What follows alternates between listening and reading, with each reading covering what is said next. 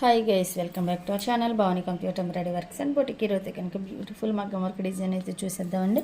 చాలా బాగా వచ్చింది. చక్కగా సింపుల్గా బడ్జెట్లో అయితే అయిపోతుందండి. మన దగ్గర కంప్యూటర్ వర్క్, మగ్గం వర్క్, స్టిచ్చింగ్ అన్నీ కూడా రీజనబుల్ ప్రైస్లో ఉంటాయి. బ్లౌజ్ అయితే ఎంత బాగా వచ్చిందో చూడండి.